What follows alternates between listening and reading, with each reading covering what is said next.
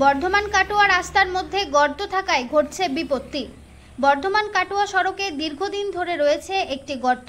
বর্ধমান কাটোয়া সড়কের নরজা মোড় ও আমারুন সংলগ্ন এলাকায় দীর্ঘদিন ধরেই রয়েছে এই গর্তটি, কিন্তু এই রাস্তার গর্তটি মেরামতের নামগন্ধ নেই। বেশ কয়েকজন রাস্তার এই গর্তের জন্য দুর্ঘটনার শিকার হয়েছেন।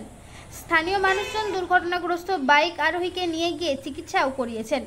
গতকাল দুটি মোটরসাইকেল আরোহী এই খালে পড়ে যান। বর্ধমান কাটোয়া সড়কের নিয়মিত যাত্রীরা এই খালটিকে লক্ষ্য করলেও অনিয়মিত বাইক আরোহীরা সজোরে পড়ছেন এই গর্তে, যার ফলে গুরুতর জখম হচ্ছেন।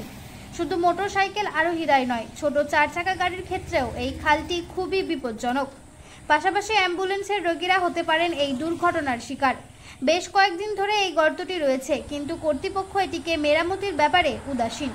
স্থানীয় এলাকাবাসী ও মোটরসাইকেল 4 চাকা গাড়ির আরোহীরা দাবি করছেন উপযুক্ত কর্তৃপক্ষের কাছে যে বর্ধমান কাটোয়ার মতো এইরূপ একটি গুরুত্বপূর্ণ রাস্তায় এইরূপ একটি গর্তকে অতি শীঘ্রই মেরামত করা হোক।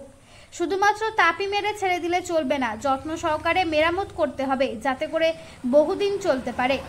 এখন সকলের কাছে শুনে নেব মোটর বাইক আরোহী ও স্থানীয় মানুষ সাংবাদিকদের কি জানালেন।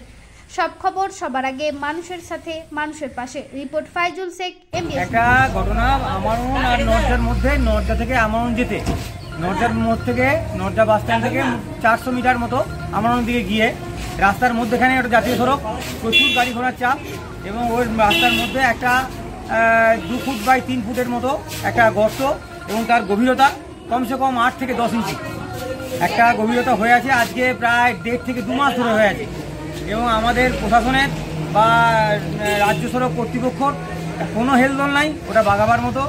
আমাদের অনুরোধ যাতে এই মানুষের, এবং দীর্ঘদিন ধরে অ্যাক্সিডেন্টের ঘটনা ঘটেই যাচ্ছে, তাই প্রশাসনের এতে কোনো হেলদোল নাই। আমরা চাইছি অতি সত্বর যাতে এই রাস্তা কর্তৃপক্ষ এর উপযুক্ত সত্বর মেরামত করে দেয়, এবং তাতে আমাদের পথ চলতি মানুষের অনেক উপকার হয়। সাম্প্রতিক কোনো দুর্ঘটনা ঘটেছে? সম্প্রতি গত পরশু দিনে এই দুজন আসছিল আমারুন স্টেশন থেকে একটু সন্ধ্যের দিকে, যদিও মাথায় হেলমেট পরেছিল, সেই জন্য ওদের বড় ধরনের দুর্ঘটনা ঘটে নাই। বাইক নিয়ে গত পরশু দিন এই আমারুন স্টেশন থেকে নরজা মোড় আসার পথে দুজনেই রাস্তায় উল্টে পড়ে যায়। প্রায় দিনই হয়। গতকালও হয়েছে দুজন। আমাদের এই সবন্ধা আমারুন থেকে কুড়িয়ে নিয়েছে, এদের এখানে নিয়েছে, তাদের ট্রিটমেন্ট করানো হয়েছে। প্রায়ই লেগে থাকে। আমাদের তরফ থেকে বলা, সাধারণ মানুষের তরফ থেকে বলা, যে যত তাড়াতাড়ি সম্ভব রাস্তা কর্তৃপক্ষকে বলা যে আপনারা যত তাড়াতাড়ি সম্ভব ওই জায়গাটাকে মেরামত করে দিন, দুর্ঘটনার হাত থেকে মানুষকে বাঁচান। নাম পরিচয়? আমার নাম বিধান ঘোষ, আমি এই নরজা মোড় বাসী।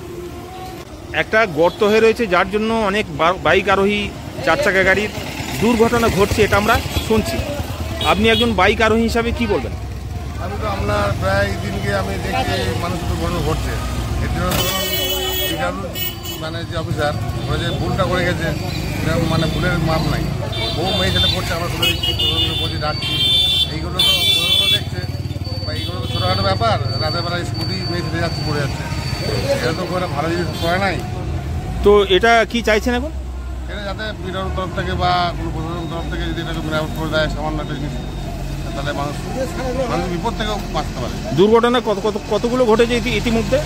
মোটামুটি প্রায় আমার চোখে মোটামুটি নাই কোনো 30-40 জন। আপনার নাম পরিচয়? হ্যাঁ, নাম কি নাম? ডাকনাম গুরু দাস, ভালো নাম জীবন দাস। বর্ধমান কাটোয়া সড়কের ধারে দেখলাম যে একটা গর্ত হয়ে রয়েছে, সেটা নিয়ে অনেকের অভিযোগ যে এটা সারালে ভালো হয়। কি বলছেন? আমি গত 3 দিন আগে আমি একে চাপিয়ে নিয়ে আসছিলাম, আমার থেকে বাড়ি আসছিলাম, আমার হাতে হেলমেট ছিল। তা আমি আচমকা গর্তে পড়ে যাই এবং ছিটকে পাশে পড়ে যাই। তারপর রাস্তাতে উঠে আবার আসি।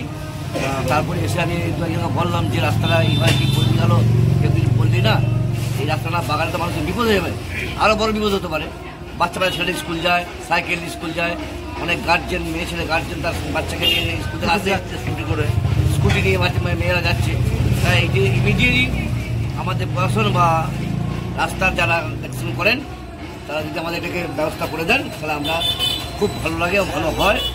এটা আমরা প্রত্যেকটা মানুষের কাছে জন্য হয়ে আমি আপনাদের কাছে অনুরোধ জানাচ্ছি। আপনি কি দুর্ঘটনার শিকার হয়েছিলেন? ছিলাম, গাড়িতে বসেছিলাম। গাড়িতে ছিলেন? হ্যাঁ, যেহেতু আমরা দুজনাই উল্টে পড়লাম। পিছনে তো কিছু ফেটে ফুটে গেছিল না, ইনজুর কিছু না, অল্প লেগেছে। লেগেছিল। আচ্ছা। যাতে বাগানো হয় তাড়াতাড়ি সেই ব্যবস্থা করার জন্যই আমাদের